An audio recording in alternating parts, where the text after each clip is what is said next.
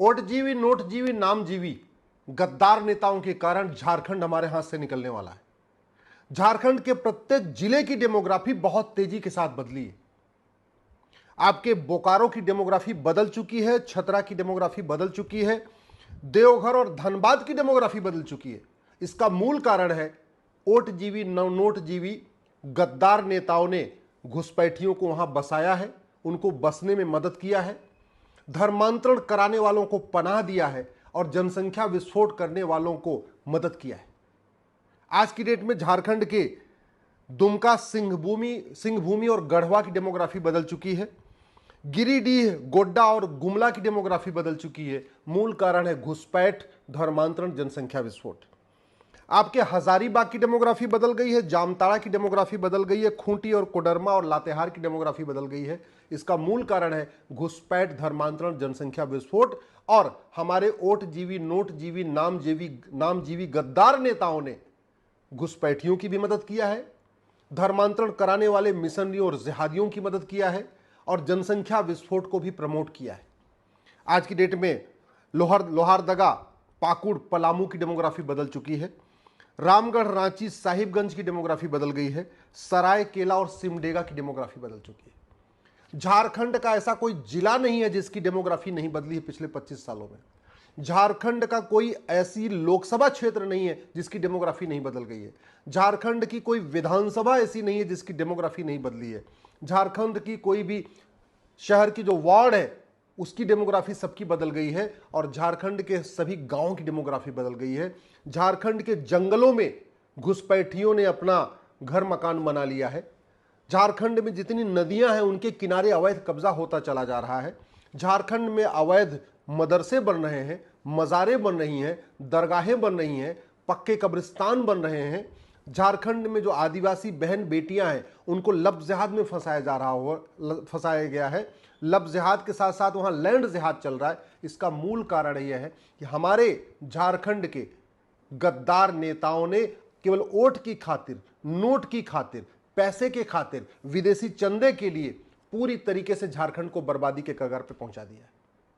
मैं सभी झारखंड वासियों से निवेदन कर रहा हूं, आप झारखंड को बचा लीजिए, नहीं तो कुछ दिन के बाद आप जहां रहते हैं आपको पलायन करना पड़ेगा। आप अगर सोच रहे हैं आप झारखंड के धनबाद में रहते हैं, आप सुरक्षित हैं, बहुत बड़ी गलतफहमी में है। आप वो गलती मत करिए जो राम जेठमलानी जी ने और आडवाणी जी ने किया पाकिस्तान में। आप वो गलती मत करिए जो गुजराल साहब ने किया था, मनमोहन सिंह जी ने किया था, पृथ्वीराज कपूर ने किया था, रोशन साहब ने किया था, मिल्खा सिंह ने किया था। आप वो गलती मत करिए जो यश चोपड़ा, प्रेम चोपड़ा ने किया था। आप वो गलती मत करिए जो राजेंद्र कुमार, राज कपूर ने किया था। ये जो मैंने नाम लिए हैं ये बड़े संभ्रांत लोग थे, बड़े संपन्न लोग थे। इनके पास अपने बड़े, किसी के पास कराची में घर मकान दुकान था, किसी के पास सिंध में था और बाद में क्या हुआ, सब कुछ छोड़ के भागना पड़ा। एकाएक जिहाद की आग ऐसी फैली। एक तरफ झारखंड में जिहादी अपनी पकड़ मजबूत कर रहे, दूसरी तरफ क्रिश्चियन मिशनरीज अपनी पकड़ मजबूत कर रही है। घुसपैठ का मूल कारण है घूसखोरी।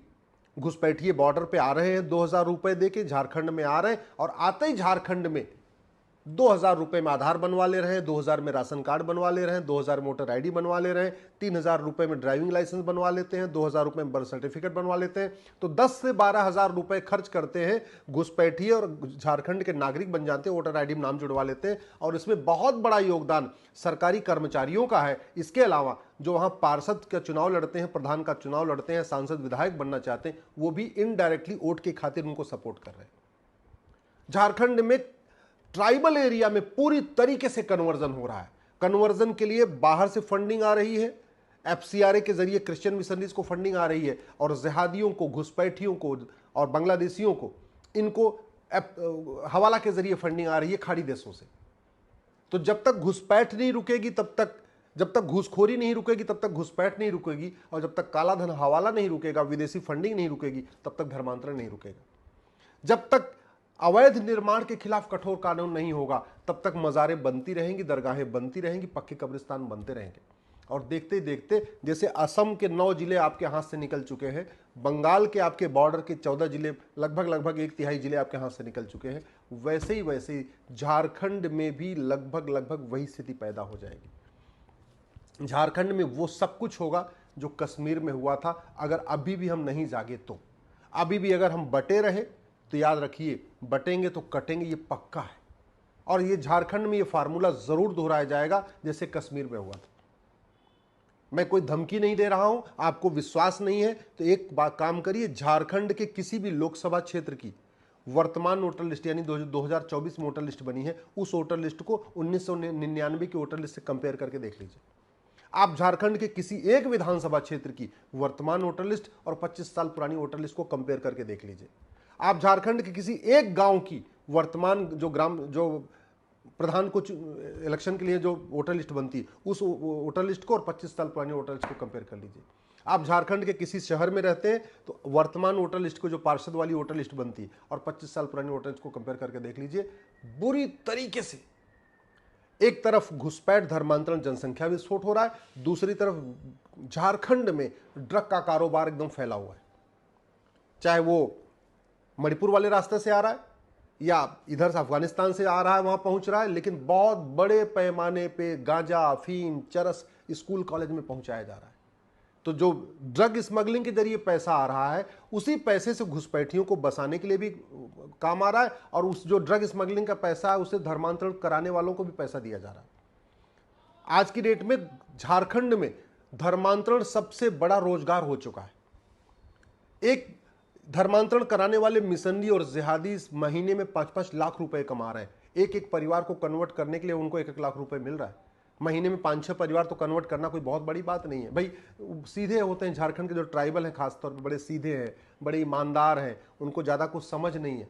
उनको बहलाना, फुसलाना, उनके दिमाग को भ्रमित करना, उनको कुछ उल्टा सीधा बताना, उनको काला जादू, अंधविश्वास फैलाना, ये बड़ा आसान होता है। जमाई टोले बनते जा रहे, गांव के गांव वहां पे घुसपैठिए कब्जे करते जा रहे। कुछ दिन पहले तो एक जर्नलिस्ट गई थी, उसके ऊपर हमला भी हो गया था झारखंड में। ये सिचुएशन है।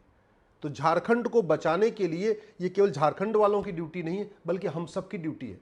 तरीका क्या है? कम से कम अपने अपने फेसबुक पे लिखना शुरू करिए, झारखंड की वर्तमान स्थिति क्या है। अपने अपने फेसबुक पे लिखिए, हम उसको वोट करेंगे जो घुसपैठियों को भगाएगा, जो धर्मांतरण रोकेगा, जो जनसंख्या नियंत्रण कानून बनाएगा। आप वोट उसको करिए जो ड्रग स्मगलिंग को रोकेगा। मैंने पहले कहा था, ये कोई भी समस्या लाइलाज नहीं है, बस कानून बनाना पड़ेगा। आप घुसपैठियों और उनके मददगारों पे एनएसए, यूएपीए, वेजिंग वॉर, देशद्रोह, गैंगस्टर एक्ट लगाना शुरू करिए। आप घुसपैठियों और उनके मददगारों के 100% संपत्ति जब्त करना शुरू करिए, नागरिकता खत्म करना शुरू करिए, आजीवन कारावास, फांसी देना शुरू करिए। मैं कह रहा हूं सारे घुसपैठी अपने आप भाग जाएंगे। एनआरसी तो बाद की बात है, आप भागना शुरू कर देंगे। इसलिए वोट उसको करिए जो एक कठोर कानून बनाए।